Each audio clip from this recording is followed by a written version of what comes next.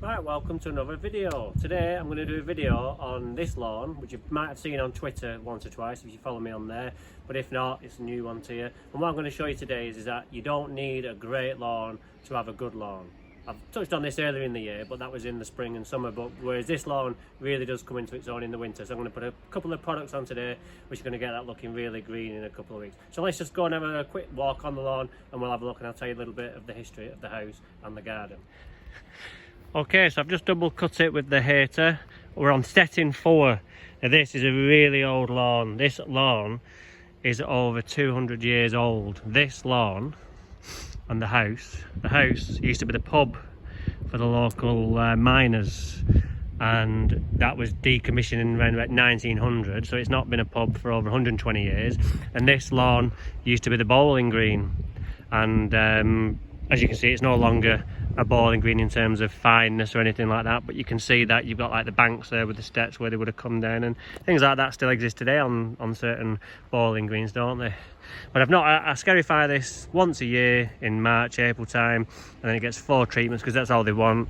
But this time of year, like I said before, it really does come into its own and we get a really good deep green colour on this. Basically because I think the grasses are so thick, is that you get a lot of nutrition in that leaf, and that really does exude greenness once it kicks in. And we get a lot of moss, so I'm going to put a moss treatment on today to try and stop that from taking hold. Over the years we've slowly got on with it, and again, noise of all the days, lovely quiet day, bin men in the distance tipping glasses and everything out of the bins. So one day I will be able to do a video for you without interruption. Bit of red thread lurking about, which should go once I've fed it and fingered it, ironed it, but I could also just drop a little bit of fungicide in there to see that off. We cut that hedge in a few weeks, more or less November time. We get my tower out, my mobile tower, and get that cut. Longer live these days because they're few and far between now, these lovely blue sky days. It's a lovely spraying day today, lovely, just a little bit of a breeze just to dry that product on the leaf, but not too much that it's going to blow my products about. Got a big beech tree there which is ill, so I think that's going to have to come down. It's lost all its leaves, whereas that normally causes a lot of problems at this time of year with them falling, but there's hardly any going to fall this year. That sycamore the same, almost nothing on that now. That one causes a few issues, so I'll work here till around about end of November, and then we sign off, and then just come on an ad hoc basis. So let's go and get my products set up and we'll show you we put them on and what I'm putting on. So I'm going to put a feed on, a granular feed, my autumn punch, and then I'm going to put my iron treatment on in the sprayer, and then that's job done here. So join me in a sec. Right, what's in the bag? We've got my autumn punch. It's a 649 NPK, which is 6% nitrogen, 4% phosphorus and 9% potassium. Now the interesting thing is about the nitrogen content is that it's all ammonia, and that if you have a urea content in there, you need the bacteria in the soil to break that down. Now as the temperatures get colder, the bacteria gets less active, so the breaking down of that urea is slowed down also. So ammonia in its form like this is utilisable by the plant straight away without to be broken down by the bacteria. So we're going to get a nice green up straight away and throughout the next 4 to 8 weeks, or depending on temperatures and where you are in the country, you might get a little bit longer, you might get a little bit shorter, but it's got calcium, it's got magnesium, and it's got iron in. So we're going to get the iron, which is going to control the moss and give us a green up. We've got the magnesium in there, which is also going to give us a deep green colour as well, and the calcium in there for cell wall strength. And calcium helps keep root hairs alive on the plant, so you're always going to be taking up the nutrients with the root hairs there, which are very important because they die off, and calcium helps to keep those alive just that little bit longer to enhance nutrition uptake. So I know, because I've been coming in here nearly 20 years, what I can do on this lawn in terms of my setting and what I put in. So I'm not going to measure it and weigh it out and all that. I'm just going to go on with my setting on number 29 on the setting there, on the spreader, and then we'll get on with the spraying after that. So let's get it done and we'll see you in a sec. Right, before I put the time lapse on, I just wanted to show you in the distance there. I can just manipulate the thing while zooming in. That is Winter Hill. Now we're seeing that the circle job in the distance. Now that circle job is on the other side of there, and you think it's 8 miles away. It must take ages to get there, but it takes about 20 minutes to get over there and round the other side. So I thought that'd be interesting for you. I only pick the gardens with the best views, of course, but that is a lovely view.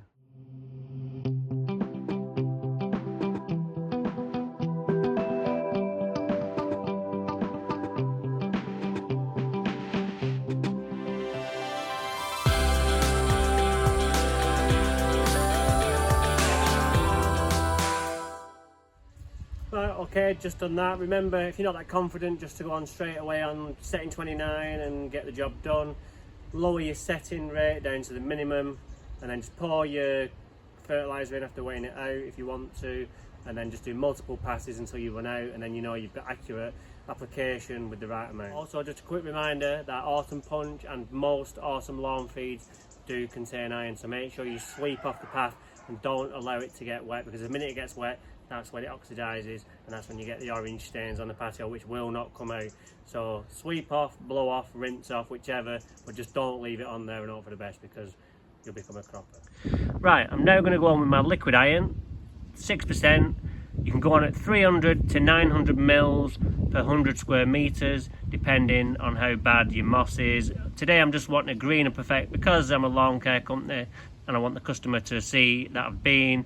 This is a good way to let them know that you've been, because when they get home, the colour of the grass will have blackened slightly, and then in a few days it'll go really green. And you get a little bit of moss control with it as well.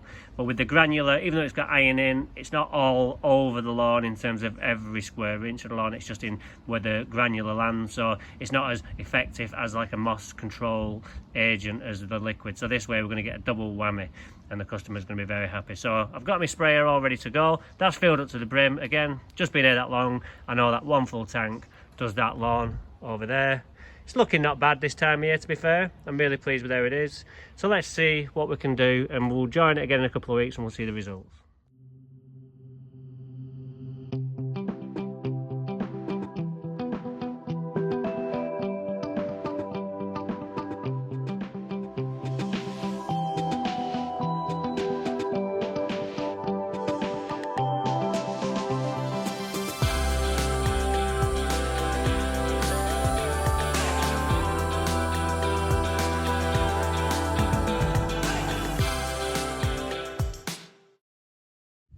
Okay, so you've just seen me spray that. Like I just touched on before, from the customer's point of view, they want to see results. You know, I could put something on for root development and then dig a big hole in the lawn and knock on and say, look at me, I've got 20-inch roots, and they just look at you and go, well, knock on and say, do you remember that product I put on last week? Screen it up lovely. Oh, great, where's my checkbook? And that's what you want to see. So I think as you can make it already, it's already going a little bit black. I'm not quite sure the camera's picking it up from when I was looking at it, but I can see where I've been because my footprints are just standing out, because it seems to be where you stand, the iron works a little faster because you've pressed it into the grass, I think. So you always know when it's works before you go, because that. But I think in a couple of hours, that'll be even better than that. There's a little bit of moss, which should just go black as well, which will give that greener effect, because we're like creating almost like a shadow under the leaf. So that really makes it look greener as well. So just a few tricks of the trade there to make your customer happy. So remember as well, once you've sprayed your lawn, if you've got any flags that are like porcelain or Indian stone, take your shoes off before you walk on them, because it's important, because you're going to have orange like grip imprint on your patio, and I've seen that many a time from where other lawn care companies have been before I've taken over. So you've enjoyed today and learned something. A little bit of exciting news for you. I'm having my haircut tomorrow, so let's see how far I go with that. I'm thinking really having a short back and sides. I've had enough of it now, looking like my professor all the time, and the Emmett Brown Back to the Future comments off people I pass are getting a bit tiresome now. So I think it's time to listen to the masses and take heed and bite the bullet and get it done. So I might even post me having that done as a little short. So I look forward to that. Like and subscribe as normal, and I'll see you soon. Now, I'm at the circle job, and as you can see in the distance, there's Winter Hill. So you've just seen me earlier at the other job. And now what we've done is we've swung all the way around this way and found ourselves here. So, just thought I'd show you where we're up to with this lawn.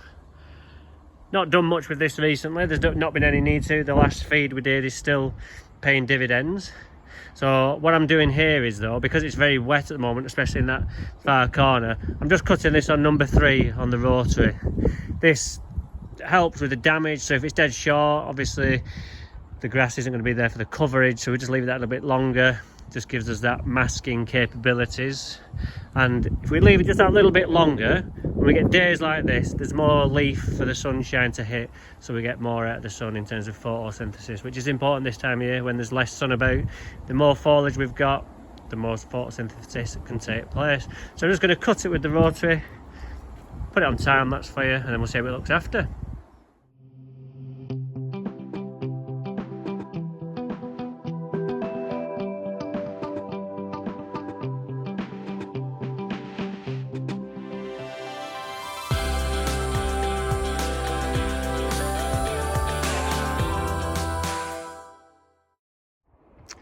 Okay, so that looks all right. I think the first thing I'm going to do when I get home is watch my how to mow straight lines video, because I'm a bit dodgy there, but in my defence I can't see the other side because the sun was glaring in my eyes, so I'm going to let myself off on that one. But it's a bit two-faced, isn't it? But you're thinking, the cheeky get, you know, he's telling us we can mow straight and he's not even mowing straight himself. I did well that side, and then I've just let myself down that side, and there is a bit of a rise over there as well, so again, a slight undulation in the ground can throw you off track, but it was definitely the sun shining in my eyes. So other than that, I'm going to have a walk down me and let's see what it's like. I'm really pleased with how it looks this time of year. I don't think it's ever looked this good in October, to be honest, and we've had a hell of a lot of rain as well. But obviously leaving that leaf that little bit longer is just giving us more colour and more fullness, whereas if I was to cut that a bit shorter, we'd probably start to reveal some of the necrotic growth that's under there. So this does hide a multitude of sins as well. But over here, these patches are still there, but they've certainly improved as the weather's got a little bit colder. So maybe it was just some kind of pest or something that was just nibbling away. Now it's getting colder, it's died off. Maybe like nematodes, maybe something like that. But I'm not concerned about that at this time of year. If I show you some pictures, if I have any, this time last year, it looked awful. So I'm really impressed with how it looks. And this is all down to you, because you're watching my videos and giving me a reason to keep it going. Yeah, it's good for the customer to keep it going, but you know, yeah, they're bothered in a way, but they're not like, it's not the be all and end all for them. But I know, like for me and you and your lawns, you know, it is, because we've got the passion. So I'm going to keep it going for as long as I can. Nothing much more to do on this year, other than in a couple of weeks we'll give it an iron treatment, just to ward off any disease and help. They do say the iron hardens it. I'm sceptical. It does work on some jobs, but other jobs it doesn't. But we'll just keep doing it, because here it does have an effect, so we'll keep doing that. We'll put a granular on, fungicide treatment probably once we've done our last cut, and then that'll protect us all the way through the winter then against normally like an outbreak of disease. End of November sometimes you can get hit, or like about 3 years ago it was Christmas time, just New Year's Day, no, New Year's Eve, day before New Year's Eve, I get a call off a job. He goes, oh, what's up with my lawn? So I went, and I've never seen such a bad case of Fusarium. I'll just upload a picture now, you can see it.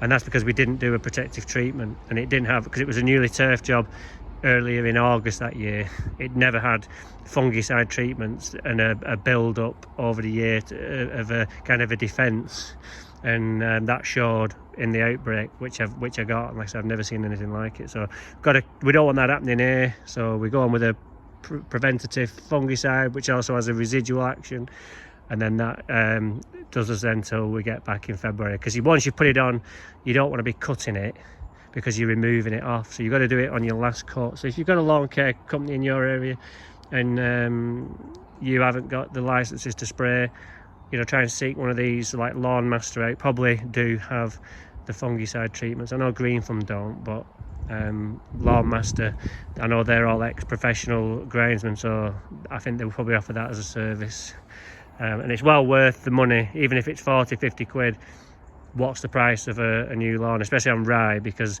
it'll wipe you out overnight, and I've had that as well myself. So that's it for today.